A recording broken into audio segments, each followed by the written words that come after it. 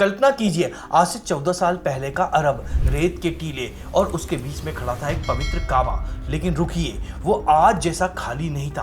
उसमें चारों तरफ 360 से ज्यादा मूर्तियां थी। इतिहास की किताबों में इसे अंधकार का युग कहा जाता है। लेकिन क्या सच में वहां अंधकार था, या फिर वहां एक ऐसी सभ्यता सांस ले रही थी जिसका सीधा कनेक्शन हमारे भारत से था?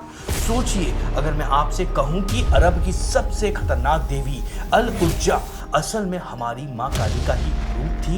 अगर मैं कहूं कि गुजरात का सोमनाथ मंदिर और अरब की देवी मनात के बीच में एक गहरा रहस्य है जिसे सदियों से नजरअंदाज किया गया है, आज हम उसी रहस्य से पर्दा उठाएंगे। ये कहानी सिर्फ अरब की नहीं, ये कहानी है उस सनातन की जो शायद पूरी दुनिया में फैला हुआ था। क्या अरब के लोग असल में हिंदू धर्म का ही पालन कर रहे थे?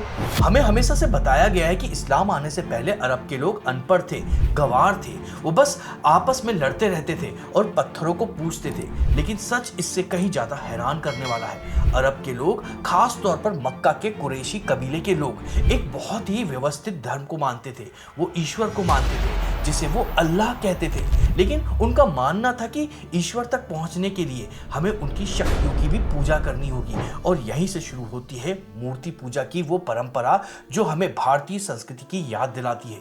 काबा के अंदर और बाहर 360 अलग अलग मूर्तियां स्थापित थी। हर कबीले का अपना देवता था, बिल्कुल वैसे ही जैसे हमारे यहाँ अलग अलग कुल देवी और देवता होते हैं। ये कोई बिखरी हुई पूजा नहीं थी, ये एक सिस्टम था। लोग दूर दूर से वहां परिक्रमा करने आते थे, सिर मुंडवाते थे, बिना सिले कपड़े पहनते थे।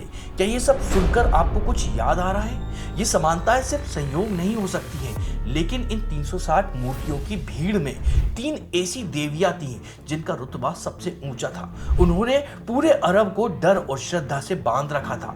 लोग उन्हें अल्लाह की बेटियां कहते थे। कौन थी वो 3 देवियां और क्या उनका कनेक्शन सीधा भारत से जुड़ता है? काबा की उन 360 मूर्तियों में 3 नाम ऐसे थे जिनके सामने बड़े बड़े योद्धा भी सिर झुकाते थे। ये थी अल-लात, अल-उज्जा और मनात। अरब के लोग मानते थे कि 3 देवियां परमात्मा ईश्वर के बीच की सबसे बड़ी कड़ी है। जरा गौर कीजिए इस कॉन्सेप्ट पर। हिंदू धर्म में भी तो त्रिदेवियों को पूजा जाता है, माँ लक्ष्मी, माँ सरस्वती और माँ काली। अरब में भी ठीक यही त्रिकोणीय मतलब ट्रायंगल मौजूद था। अल-लात, जिसे एक सफेद पत्थर के रूप में पूजा जाता था, वो पालन पोषण और समृद्धि की देवी थी, बिल्कुल हमारी अन्नपूर्णा या माँ पार्वती की तरह।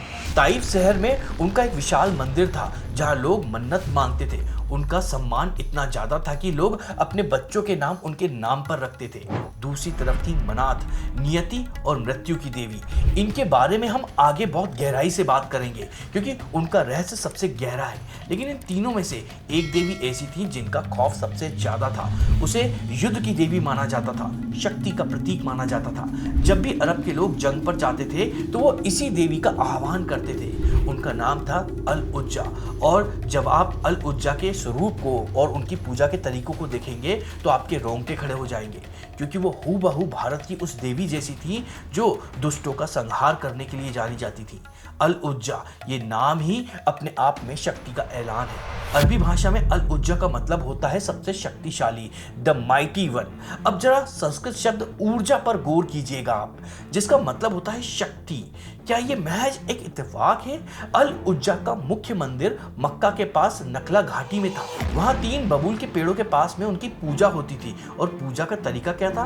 बलि देना, रक्त चढ़ाना और युद्ध से पहले जीत की प्रार्थना करना। ये सब वाम मार्गी या तांत्रिक पूजा पद्धति की ओर इशारा करती है जो भारत में माँ काली या चंडी की उपासना देखी जाती है। कुरैशी कबीला, जो मक्का का सबसे ताकतवर कबीला था, वो अल-उज्जा को अपनी कुल देवी मानता था। कुछ इतिहासकार और विद्वान ये भी मानते हैं कि अल-उज्जा का स्वरूप काला और डरावना था, जो संहारक शक्ति का प्रतीक था, बिल्कुल वैसा ही जैसा हमारे यहाँ माँ काली का स्वरूप होता है, जीभ बाहर निकालते हुए शत्रुओं का नाश करने वाली। एक कहानी ये भी मिलती है कि जब पैगंबर मोहम्मद ने खालिद इब्न अल वलीद को अल-उज्जा का मंदिर तोड़ने भेजा था तो वहां से एक काली बिखरे बाल वाली महिला निकल कर आई थी।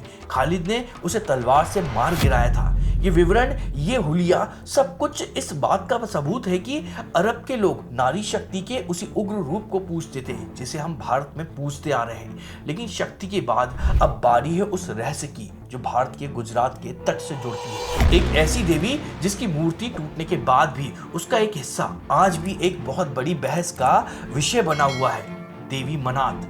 ये अरब की सबसे पुरानी देवी थी जिन्हें नियति, भाग्य और मृत्यु की स्वामिनी माना जाता था। इनका मुख्य स्थान मदीना के पास समुद्र तट पर था जिसे कुदैत कहा जाता था, और यहीं से वो बात सामने आती है जिसे कई इतिहासकारों को सोचने पर मजबूर कर दिया है। मनात की पूजा एक काले पत्थर के रूप में होती थी, बिल्कुल वैसे ही जैसे हम शिवलिंग की पूजा करते हैं। फारसी विद्वानों और पुराने इतिहासकारों ने एक बहुत ही चौंकाने वाला दावा किया था। उनका मानना था कि सोमनाथ शब्द की उत्पत्ति असल में सुमनात या सोमनाथ से हुई है, यानी मनात का आश्रम या मनात का स्वामी। एक बहुत ही प्रचलित ऐतिहासिक सिद्धांत ये कहता है कि जब अरब में पुराने धर्म को मिटाया जा रहा था तो मनात के पुजारी उस पवित्र काले पत्थर को लेकर समुद्र के रास्ते गुजरात के तट पर आ गए थे, और उसी पत्थर को उन्होंने प्रभास पाटन में स्थापित किया था जिसे बाद में सोमनाथ कहा गया। जरा गहराई से सोचिए, महमूद गजनवी ने भारत के हजारों मंदिर को अनदेखा किया, लेकिन उसने इतनी लंबी यात्रा करके विशेष रूप से सोमनाथ मंदिर पर ही हमला क्यों किया? क्या वो सिर्फ धन के लिए आया था या फिर उसका असली मकसद उस मनात के प्रतीक को नष्ट करना था जो अरब से बचकर भारत में सुरक्षित हो गया था? अगर ये कड़ियां सच है तो भारत और अरब का रिश्ता व्यापार से कहीं ऊपर था, आत्मा और धर्म का था। लेकिन क्या हमारे पास इन मूर्तियों और पत्थरों के अलावा उस समय के साहित्य में कोई लिखित प्रमाण है? क्या वहां के कवियों ने कभी भारत के महान राजाओं जैसे विक्रमादित्य का नाम अपनी कविताओं में लिखा था? कहानियां और मूर्तियां एक तरफ हैं, लेकिन लिखित शब्द कभी झूठ नहीं बोलते हैं। अरब के पुराने साहित्य में कुछ ऐसे पन्ने दबे हुए हैं जो आज की तारीख में किसी भी विस्फोट से कम नहीं है। एक बहुत ही चर्चित ग्रंथ का जिक्र बार बार आता है जिसका नाम है सयर उल ओकुल। दावा किया जाता है कि यह इस्लाम से पहले की अरबी कविताओं का एक संकलन है, और इसमें एक कविता है जो सीधे सीधे भारत के महान सम्राट विक्रमादित्य की शान में लिखी गई है। इस कविता में कवि जिन्नत ने विक्रमादित्य की तारीफ करते हुए लिखा है, वो लोग कितने भाग्यशाली हैं जो हिंद में पैदा हुए हैं, जहाँ राजा विक्रमादित्य का राज है। उन्होंने अज्ञानता को दूर किया और पवित्र धर्म फैलाया है। सोचिए, एक अरबी कवि भारत के राजा की तारीफ क्यों कर रहा है? ये इस बात का सबूत है कि उस समय अरब के लोग भारत को ज्ञान और धर्म के केंद्र के रूप में देखते थे। सिर्फ यही नहीं, अरब के लोग भारत को हिंद कहते थे, और हिंद शब्द उनके लिए बहुत सम्मानजनक था। वे अपनी बेटियों का नाम हिंद रखते थे। अपनी सबसे बेहतरीन तलवारों को मुहंद कहते थे, यानी जो हिंद में बनी हो। और आज भी काबा की परिक्रमा करने की जो परंपरा है, जिसे तवाफ कहते हैं, वो हिंदू मंदिरों की प्रदक्षिणा से कितनी मिलती जुलती हुई लगती है। काबा के कोने में लगा हुआ वो हजर ए अस्वाद मतलब काला पत्थर और उसे चूमने की परंपरा, क्या ये शिवलिंग पूजा की याद नहीं दिलाता है? ये सारे सबूत चीख चीख कर कह रहे हैं कि अरब की रेत पर जो संस्कृति थी वो हमारे वेदों और पुराणों की ही एक परछाई थी। तो इन सारे तथ्यों को जोड़ने पर आखिर क्या तस्वीर उभरती है? क्या प्राचीन अरब एक हिंदू राष्ट्र था? इसका जवाब हाँ या ना से कहीं ज्यादा गहरा है। आज हमने जिन कड़ियों को जोड़ा है, अल लात की अन्नपूर्णा से समानता, अल उज्जा की मां काली से और मनात की सोमनाथ से, ये सब महज इत्तेफाक नहीं है। ये सबूत है कि एक ऐसी दुनिया की जहां धर्म सरहदों में नहीं बटा था। जिसे आज हम हिंदू धर्म या सनातन धर्म कहते हैं, वो उस समय शायद किसी एक देश का धर्म नहीं था, वो एक वैश्विक संस्कृति थी। प्रकृति को पूजने का एक तरीका था जो भारत से लेकर अरब तक फैला हुआ था। इतिहास ने करवट ली, समय बदला और पुरानी मूर्तियां रेत में दफन हो गई हैं। लेकिन संस्कृति कभी पूरी तरह से मरती नहीं है, वो रीति रिवाजों में, नामों में और अनकही कहानियों में जिंदा रह जाती है। सोमनाथ मंदिर आज भी खड़ा है, इस बात की गवाही देता हुआ कि आस्था को तोड़ा जा सकता है लेकिन मिटाया नहीं जा सकता है। अरब का वो अनकहा सच शायद यही है कि हमारी जड़ें, हमारी सोच और हमारा इतिहास उससे कहीं ज्यादा करीब है जितना हम आज मानते हैं। ये दूरियां, ये सरहदें इंसानों ने बनाई है। सभ्यता ने तो हमेशा हमें जोड़ना सिखाया है।